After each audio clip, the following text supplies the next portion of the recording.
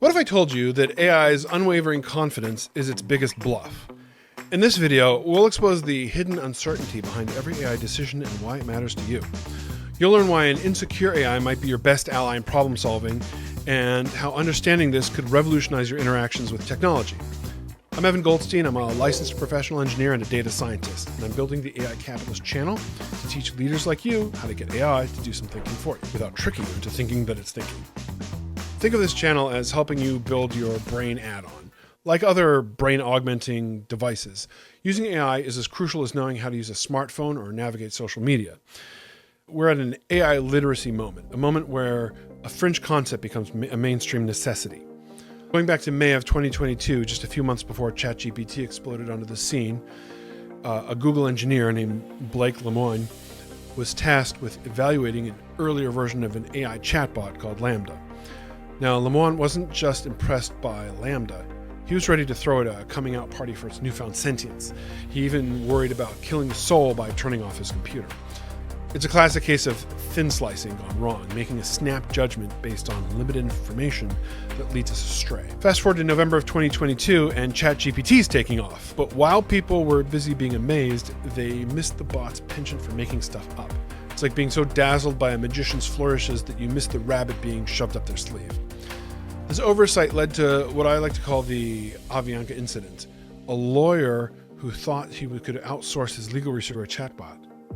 Spoiler alert, it didn't end well. In some cases, lawyers have been caught backing up their arguments with cases that never happened, that were completely fabricated by AI.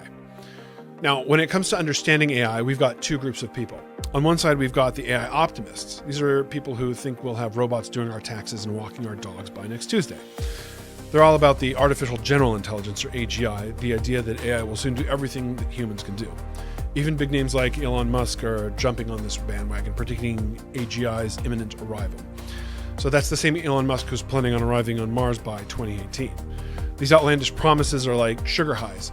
They're exciting at first, but they lead to crashes and AI winters, a sort of depressing post-euphoric crash that hits when you realize that it's just not going to live up to the hype. On the flip side, we have the AI denialists. Now, denialists aren't the same as AI doomers, who are convinced that the machines will overthrow us. Instead, denialists think that AI is just a fancy parrot, regurgitating data without understanding. And this brings us to the million-dollar question: what do we mean when we say AI understands something? It's a question that's been gnawing at me like a dog with a really tasty bone. AI understanding isn't like human understanding. It's more behavioral learning as opposed to experiential understanding. Let's do a little experiment. In a previous video, I asked Claude 3.5 to produce a code that carries out a net present value calculation, which is pretty plain vanilla in the finance world. I prompted it with the expected investment and the annual returns. And as we saw, when you just ask the chatbot for the answer, it ran through the correct procedure but got the math wrong. When I asked the chatbot to build a program which then executed in Excel to build the spreadsheet, it did it and it got the right answer. I had to describe a series of steps one by one for the chatbot to get to the right answer in the end. The AI had to understand the request to follow those specific instructions. It's not just parroting information or filling in the blanks, it's processing and applying rules in a way that demonstrates a form of comprehension. It's like watching a chess grandmaster make a brilliant move. They might not be able to explain their thought process, but the proof is in the program or in the results. Now, don't get me wrong, this doesn't mean that AI is on the verge of writing the next great American novel or solving world hunger. It's a specific kind of understanding, limited, but powerful in its own right.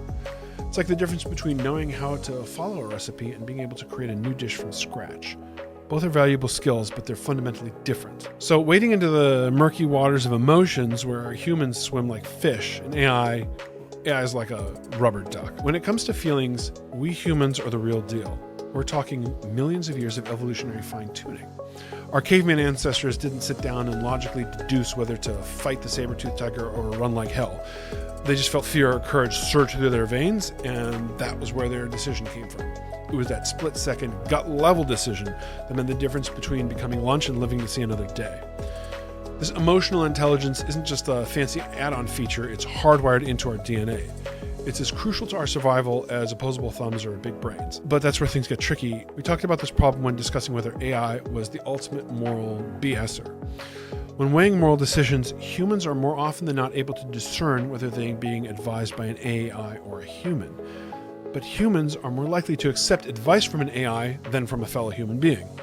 A computer has a sort of sheen as being unbiased, presumably since it's viewed as just a bunch of circuit boards with electrons and no self-interest that might corrupt its judgment. Of course, this obscures the fact that AI's ability to make a moral judgment is rooted in its training data. All of this is created by humans who are definitely subject to confirmation bias, self-interest, and all the other moral and cognitive failures that we naturally suffer from. But now we're not just talking about judgment. The newer AIs are so good at faking emotions that they're making method actors look like amateurs. Have you heard ChatGPT 4o's talking voice? If you haven't, you're in for a treat or a trick. This AI can go from happy to flirty faster than a teenager's mood swings. It's about as far from the robotic monotone of yesteryear as you can get. But AI doesn't have feelings. Not one. Nothing. What it has is a very good pretend game. AI is a pretend machine that can mimic the emotions with all of the skill of a seasoned con artist. And they've done it by feeding these AI systems more human-generated content than you'll find in a lifetime of binge-watching Netflix. When human beings hear a voice dripping with emotion, we're like moths to a flame. We can't help it. It's a reflex. It's as ingrained in us as our breathing. We're hardwired to pick up on emotions like a radio tuning into a signal. These machines are getting better and better at this emotional sleight of hand. They're like a digital method actor, except instead of spending months living as their character, they've spent milliseconds processing terabytes of data about that character. Remember our friend Blake Lemoine, the Google engineer who thought AI had developed a soul? That's what we're up against. It's like we're all becoming unwitting participants in the world's largest Turing test, and the machines are winning. In the end, our emotions are still a superpower. They're what make us human, they're what drive our decisions, and what connect us to each other. AI might be able to mimic them, but it can't truly experience them. Beyond emotions, AI can't really wrap its algorithms around experiential understanding. Experiential understanding is the light bulb moment. It's the sort of aha experience that hits you like a ton of bricks. Remember back in high school when you finally grasped a very tricky calculus concept? It's like all the parts of your brain just clicked into place, and what seemed impossible a minute ago now seems obvious. That's experiential understanding in a nutshell. But machines are playing a different ballgame. They've got behavioral understanding. It's not about feeling enlightened, it's about getting things done. Imagine a savant who can solve complex equations but can't explain how they did it. That's your AI in a nutshell. Some folks might say, well, if machines don't have that light bulb moment, they're not really understanding.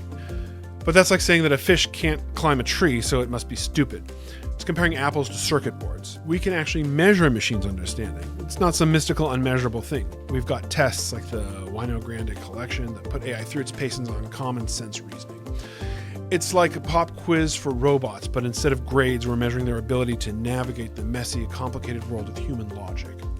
The gun didn't fit into its holster. What was too big? For us humans, that's a no-brainer. We've got a lifetime of experience with guns and holsters. We watch a lot of television. But a machine mind is lost. As machines get better at these tests, they can objectively say that their understanding is improving. It's not about them suddenly getting it like we do.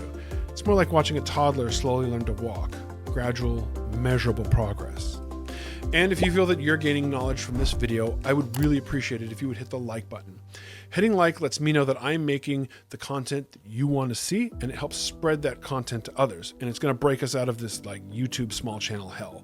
I really appreciate your support. The third major difference between machine thinking and human thinking is the illusion of confidence. We've got this habit of anthropomorphizing our AI buddies. We treat them like they're contestants on a game show, buzzing in with unwavering certainty. But we've spent a lifetime expecting our calculators and spreadsheets to instantly spit out perfectly correct answers every time. We're then carrying this experience over into artificial intelligence. But when we say a machine is too confident, it's like accusing your toaster of being arrogant for popping up your bread without hesitation. The machines don't have feelings, right? So they can't be confident any more than your calculator can be insecure about its long division skills. Don't get me wrong, I'm as tired as the next guy of getting those polite, meaningless apologies from AI chatbots when they mess up. It's like watching a politician backpedal after a gaffe. All form, no substance. But behind the facade of certainty, there's actually a whole spectrum of probabilities at play. It's like AI is playing a high-stakes game of probability poker, but we only see the final hand. Let's take the example of a neural network image classifier. It's not like your grandma's picture sorting. We're talking about a sophisticated system that spits out probabilities for different classifications. For one image, it might say there's an 87.5 chance that it's a car, 10.4% chance that it's a truck, and a minuscule chance that it could be anything from an airplane to a frog. When you feed the picture in, does the AI hem and haw saying, well, I'm pretty sure it's a car, but it could be a truck, I'm not quite sure? Nope. Picks the highest probability and it runs with it, leaving all that juicy uncertainty on the cutting room floor. So here's the million-dollar question. What if we could make these machines show their work? Imagine an AI that says, I'm 87% sure this is a car, but there's a 10% chance I'm looking at a truck here. Suddenly, we're not dealing with a know-it-all robot, but a thoughtful partner in problem solving. From a technical standpoint, this isn't science fiction. We could absolutely program our AI to express uncertainty. But so far, we haven't. It's like we've been so focused on making AI smart that we forgot to make it relatable. I've got a hunch that the more insecure machines might actually be easier for us humans to work with. It's the difference between a know-it-all colleague and a collaborative teammate. One makes you want to pull your hair out. The other makes you feel like you're part of a dynamic duo. So next time an AI chatbot gives you an answer with unwavering certainty, remember that behind that facade of confidence is a complex web of probabilities. We just need to pull back that curtain and let the uncertainty shine through. And who knows, a little AI humility might go a long way in making these digital assistants feel less like oracles and more like partners in our quest for knowledge.